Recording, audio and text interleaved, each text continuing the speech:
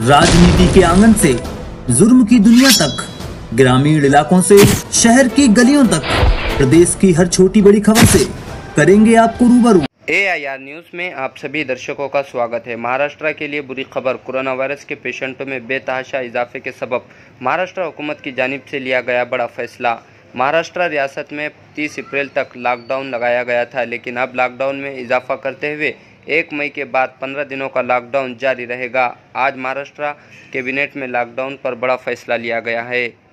आपण आता 30 मई पर्यंत जे काही आपलं आज ब्रेक द चेनच्या संदर्भाने आज आपण लॉकडाऊन केलेलं आहे, त्याचं निश्चित प्रकारे त्यावरही चर्चा झाली आणि आपल्याला कुठल्याही परिस्थितीत त्याला एक्सटेन्शन द्यावंच लागेल अशी परिस्थिती सुद्धा निश्चित प्रकारे आहे आणि त्यामध्ये सुद्धा मंत्रिमंडळाने त्या संदर्भात सुद्धा चर्चा केलेली आहे।